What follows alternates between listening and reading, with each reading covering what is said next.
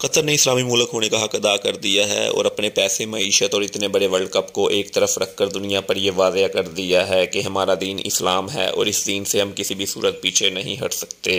دنیا میں سب سے زیادہ دیکھے جانے والا، پسند کیے جانے والا، کھیلے جانے والا اور ہر دل عزیز کھیل فٹ بال ہے، اور فٹ بال کا کپ، اور وہ بھی قطر میں۔ تو ایسے میں مغربی طاقتوں کی جانب سے امید یہ کی جا رہی تھی کہ ہم معیشت کی بنیاد پر قطر کو اس کے دین سے دور کر دیں گے، اور جس طرح دنیا بھر میں ہم برائی، اریانی، فحاشی اور بے باکی کا مظاہرہ کرتے آئے ہیں، قطر بھی ہمیں اس کی اجازت دے دے گا۔ لیکن قطری حکام نے اس ورلڈ کپ کا آغاز ہونے سے پہلے یہ واضح کر دیا تھا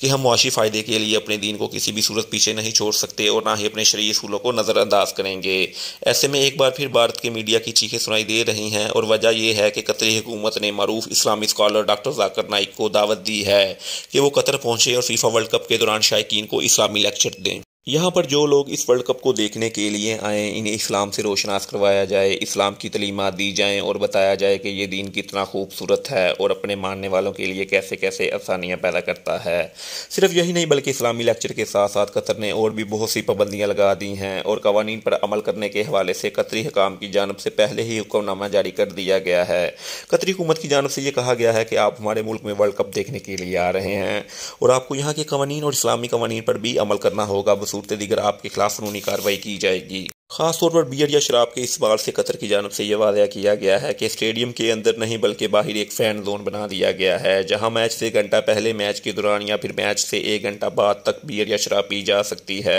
اور اس سے متصل ایک جگہ بھی ہے جہاں اسلامی لیکچر کا اہتمام کیا جائے گا، اور یہ اسلامی لیکچر معروف اسکالر ڈاکٹر ذاکر نائک کی جانب سے دیے جائیں گے۔ اس پر بھارتی میڈیا بکھلا گیا ہے کہ آخر یہ کیسا ورلڈ کپ ہے، یوں تو ہم اپنے ایجنڈے میں کسی بھی صورت نہیں پورا اتر سکیں گے۔ قطر پوری دنیا سے لوگوں کو اکٹھا کر کے یہاں اسلام کی تعلیمات دے گا اور اسلام کا پیغام لوگوں تک لے کے جائے گا، اور اس دفعہ امید یہ بھی ہے کہ بہت سے لوگ اسلام سے متاثر ہو کر دین اسلام کو قبول کر لیں گے۔ اس کے ساتھ ساتھ لباس کے حوالے سے بھی قطر کی جانب سے بہت سی پابندیاں لگا دی گئی ہیں کہ کوئی بھی مرد کسی خاتون کا یا کوئی خاتون کسی مرد کا حلیہ اپنا کر اسٹیڈیم میں نہیں آ سکتے، کندھے اور گھٹنے ڈھانپنا ضروری ہوگا، پورے کپڑے پہن کر آنا ضروری ہوگا، بصورت دیگر ایسے لوگوں کو اسٹیڈیم تک داخل ہونے کی اجازت نہیں دی جائے گی۔